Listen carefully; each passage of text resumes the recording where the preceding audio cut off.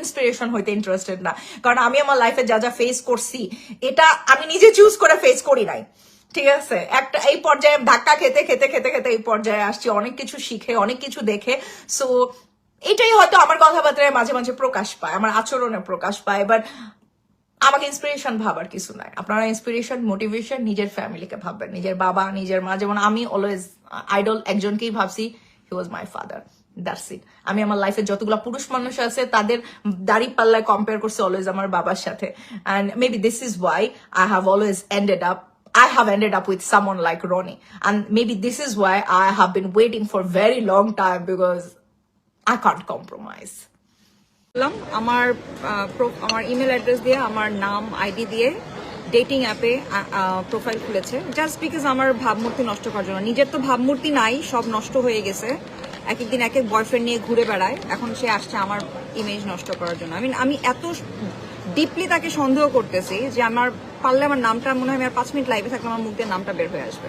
আমি একটা আমার কাজের জন্য, প্রফেশনাল লাইফের জন্য একটা ইমেল অ্যাড্রেস শেয়ার করবো, ওখানেও সেফটি নাই। কি পরিমাণ অসভ্য হইতে পারে এই ধরনের কানিং মানুষ, এই ধরনের দ্রুত চালাক ধুরিন্দর মানুষ, লোভী গ্রিডি মানুষগুলো, গোল্ড ডিগার গুলো কি পরিমাণ ধুরন্ধর হইতে পারে, যে কিভাবে একটা মানুষের ইমেজ নষ্ট করতে হবে সেই বিষয়ে তাদের সবসময় মাথা খোলা থাকে।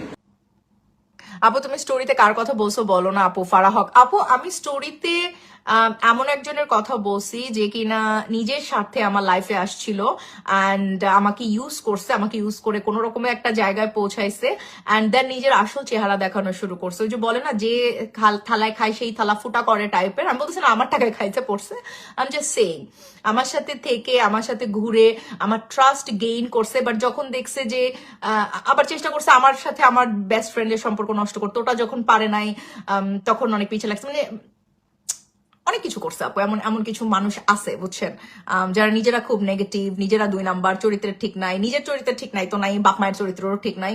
এই ধরনের মানুষ মনে করেন আমার পিছিয়ে লেগে থাকে। এমন আছে মানুষজন, তো এমন আছে বুঝছেন।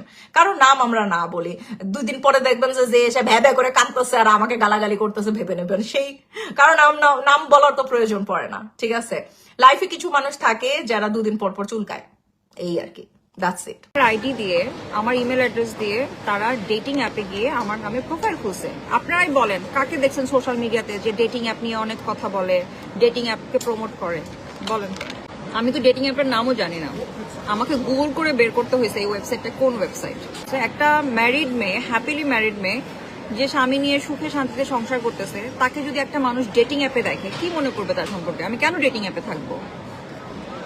আমি কি লুচ্চা?